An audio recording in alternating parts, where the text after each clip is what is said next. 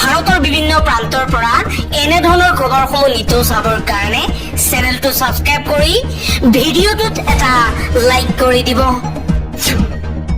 এই মুহূৰ্তত জনাই আছো এটা গুৰুত্বপূৰ্ণ খবৰ। মাদানীৰ সৈতে হিমন্ত বিশ্ব শৰ্মাৰ আছে ভিতৰুৱা বুজাবুজি। হিমন্ত বিশ্ব শৰ্মাৰ বিৰুদ্ধে সৰব হৈ এই মন্তব্য কৰিছে লুৰিণজ্যোতি গগৈয়ে। লুৰিণজ্যোতি গগৈয়ে কৈছে বদৰুদ্দিন আজমলৰ ঠাইত মাদানীৰ মুখ ব্যৱহাৰ কৰি 2026 চনৰ নিৰ্বাচনী বৈতৰণি পাৰ কৰাৰ কৌশল হিমন্ত বিশ্ব শৰ্মাৰ। লুৰিণজ্যোতি গগৈয়ে কৈছে আগতে বদৰুদ্দিন আজমলৰ মুখখন ব্যৱহাৰ কৰি বিজেপিয়ে নিৰ্বাচনী বৈতৰণি পাৰ কৰিছিল। এইবাৰ সেই সুবিধাটো উলিয়াব পৰা নাই। গতিকে বিজেপিক এতিয়া মাদানীৰ দৰে মুখ এখনৰ প্ৰয়োজন। সেইকাৰণে ভিতৰুৱা বুজাবুজিৰে মাদানীক অসমত প্ৰাসংগিক কৰি তুলিবলৈ চেষ্টা কৰা হৈছে। পৰৱৰ্তী খবৰ, দক্ষিণ গাজাৰ চিকিৎসালয়ত ভয়ংকৰ আক্ৰমণ ইজৰাইলৰ। 4জন সাংবাদিক সহ 15জনকৈ নিৰীহ লোকৰ মৃত্যু হৈছে। প্ৰতিদিনেই ইজৰাইলে গাজাত আক্ৰমণ চলাই আছে। ভয়ংকৰ আক্ৰমণত 4জনকৈ সাংবাদিক সহ 15জনকৈ লোকৰ মৃত্যু হৈছে। দক্ষিণ গাজাৰ এখন চিকিৎসালয়ক লক্ষ্য কৰি ইজৰাইলে আক্ৰমণ চলাইছে। আন এটা খবৰ, সীমান্তৰে উভতাই পঠিওৱা হৈছে শিশু মহিলা সহ 36জনকৈ বাংলাদেশী। শ্ৰীভূমি আৰু দক্ষিণ চালমাৰাৰ সীমান্তৰে বাংলাদেশলৈ উভতাই পঠিওৱা হয় অবৈধ অনুপ্ৰৱেশকাৰী কেইজনক। অসমত অবৈধ অনুপ্ৰৱেশকাৰীৰ কোনো স্থান নাই বুলি স্পষ্ট কৰি এই তথ্য মুখ্যমন্ত্ৰী হিমন্ত বিশ্ব শৰ্মাৰ। পৰৱৰ্তী খবৰ, নতুন আইনক লৈ সৰব দিল্লীৰ প্ৰাক্তন মুখ্যমন্ত্ৰী অৰবিন্দ কেজৰিৱাল। অৰবিন্দ কেজৰিৱালে কৈছে যিগৰাকী ব্যক্তিয়ে গুৰুতৰ অপৰাধৰ অপৰাধীক নিজৰ দলত যোগদান কৰোৱাই তেওঁলোকৰ সকলো গোচৰ বাতিল কৰি মন্ত্ৰী উপমুখ্যমন্ত্ৰী অথবা মুখ্যমন্ত্ৰী বনাব পাৰে তেনে মন্ত্ৰী প্ৰধানমন্ত্ৰীয়ে পদ ত্যাগ কৰিব লাগেনে? এনে এগৰাকী ব্যক্তিয়ে কিমান বছৰ কাৰাবাস খাটিব লাগে? যদি কাৰোবাৰ বিৰুদ্ধে ভুৱা গোচৰ ৰুজু কৰি তেওঁক কাৰাগাৰলৈ প্ৰেৰণ কৰা হয় আৰু তাৰ পাছত দোষমুক্ত কৰা হয় তেন্তে তেওঁৰ বিৰুদ্ধে ভুৱা গোচৰ ৰুজু কৰা মন্ত্ৰীগৰাকীয়ে কিমান বছৰ কাৰাবাস খাটিব লাগে? কেন্দ্ৰীয় গৃহমন্ত্ৰী অমিত শ্বাহক প্ৰশ্ন দিল্লীৰ প্ৰাক্তন মুখ্যমন্ত্ৰী অৰবিন্দ কেজৰিৱালৰ। আন এটা খবৰ, সমগ্ৰ অসমত মাদানীক লৈ চৰ্চা চলি থকাক লৈ সৰব হৈ পৰিছে AIUDFৰ বিধায়ক আশ্ৰাফুল হুছেইন। আশ্ৰাফুল হুছেইনে কৈছে যি সময়ত আদানীৰ বিষয়ে চৰ্চা হ'ব লাগিছিল কিন্তু হেড মাষ্টৰে চৰ্চা কৰাই আছে মাদানীৰ। মাদানীৰ কথা সমৰ্থনযোগ্য বা একো অগ্ৰহণযোগ্য নহয়। তথাপিও কেৱল মৌলানা মেহমুদ মাদানীৰ নাম এজন ব্যক্তিৰ কথা বুলিয়েই যদি আমি নেতিবাচক প্ৰতিক্ৰিয়া দিওঁ তেন্তে হেডমাষ্টৰৰ এজেণ্ডাসকল সফল হোৱাত কোনেও বাধা দিব নোৱাৰে। এই এজেণ্ডা সফল কৰাত বিশেষ অৰিহণা আগবঢ়াই থকা বিধায়ক অখিল গগৈ, বিৰোধী দলপতি দেৱব্ৰত শইকীয়া, সাংসদ ৰকিবুল হুছেইন ডাঙৰীয়াক ৰাইজে অলপ বুজাওক। আন এটা খবৰ, অৱশেষত প্ৰাক্তন উপ ৰাষ্ট্ৰপতি জগদীপ ধনখড়ক লৈ মুখ খুলিছে কেন্দ্ৰীয় গৃহমন্ত্ৰী অমিত শ্বাহে। অমিত শ্বাহে কৈছে জগদীপ ধনখড়ে স্বাস্থ্যজনিত কাৰণত পদত্যাগ কৰিছে। তেওঁ প্ৰধানমন্ত্ৰীকে ধৰি সকলোকে কৃতজ্ঞতা জনাইছে। বিৰোধীৰ গৃহবন্দীৰ অভিযোগ মিছা। ইয়াক লৈ অপ্ৰয়োজনীয় হুলস্থুল হ'ব নালাগে বুলি মন্তব্য কৰিছে অমিত শ্বাহে। পৰৱৰ্তী খবৰ, কমনৱেলথ ৱেইট লিফটিং চেম্পিয়নশ্বিপ 2025ত স্বৰ্ণ পদক জয় কৰিলে মীৰাবাই চানুৱে। 48 কিলোগ্ৰাম শাখাত 193 কিলোগ্ৰাম ওজন দাঙি স্বৰ্ণ পদক জয় কৰিছে মীৰাবাই চানুৱে। আহমেদাবাদত অনুষ্ঠিত হৈছিল প্ৰতিযোগিতাখন। আন এটা খবৰ, আজিও এইসকল উচ্ছেদিতৰ খবৰ নললে চৰকাৰৰ কোনো বিষয়া প্ৰতিনিধিৰ দলে।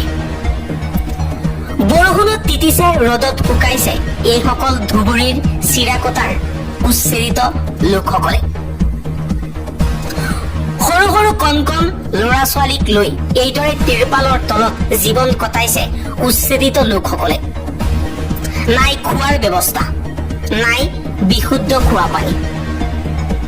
নাই কোনো সাহায্য।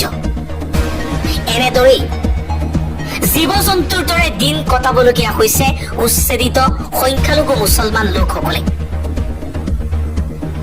উচ্চতম ন্যায়ালয়ে কৈছিল উচ্ছেদ কৰাৰ পূৰ্বে উচ্ছেদিত লোকসকলৰ দায়িত্ব চৰকাৰে ল'ব লাগিব। পুনৰ সংস্থাপন নোহোৱা পৰ্যন্ত তেওঁলোকৰ খৰচ বহন কৰিব লাগিব।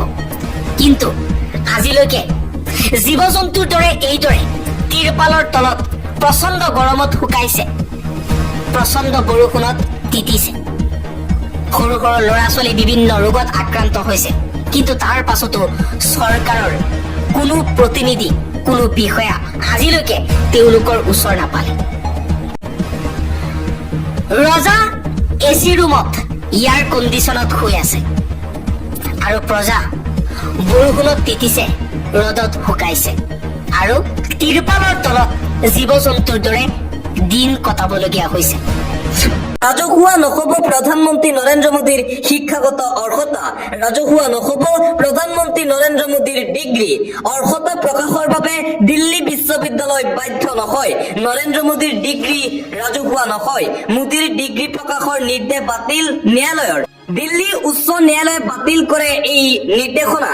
কেন্দ্ৰীয় তথ্য আয়োগৰ নিৰ্দেশনা বাতিল কৰা হৈছে। প্ৰধানমন্ত্ৰী নৰেন্দ্ৰ মোদীৰ ডিগ্ৰীক লৈ প্ৰায়েই বিতৰ্ক হৈ থাকে। দিল্লী বিশ্ববিদ্যালয়ক নিৰ্দেশ দিছিল CICA।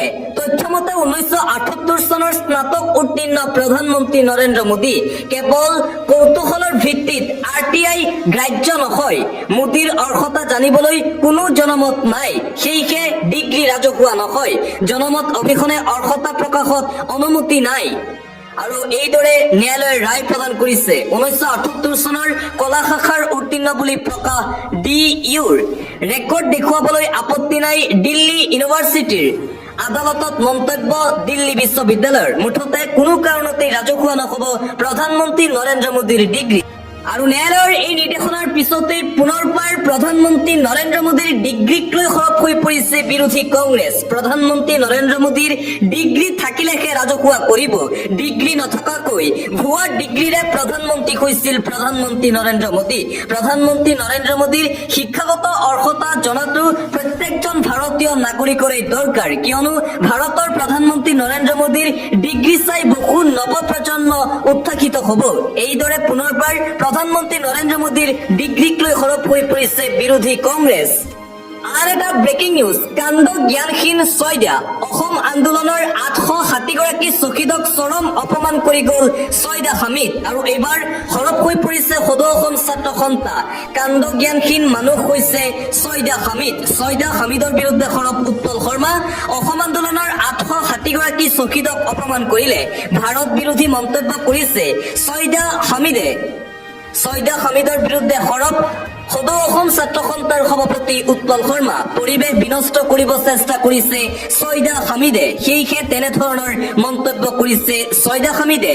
বাংলাদেশীৰ ৰক্ষকক অসমলৈ আমদানি কৰি নানিব, শেষ সকিয়নি দিলে আছুৰ সভাপতি উৎপল শৰ্মাই। কোনো কাৰণতেই এনে মানুহ যাতে অসমত প্ৰৱেশ কৰিব নোৱাৰে তাৰ বাবে ব্যৱস্থা গ্ৰহণ কৰিব লাগে।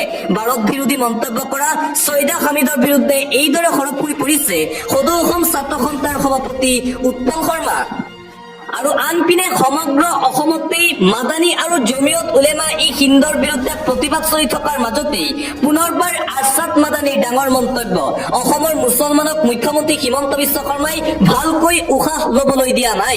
জমিয়ত উলেমা ই হিন্দ জীয়াই থাকিলে, মই জীয়াই থকালৈকে মুখ্যমন্ত্ৰীয়ে অসমৰ মুছলমানক কি কৰে চাই ল'ম। এইদৰে মুখ্যমন্ত্ৰী হিমন্ত বিশ্ব শৰ্মাক চেলেঞ্জ প্ৰদান কৰিছে আৰছাদ মাদানীয়ে।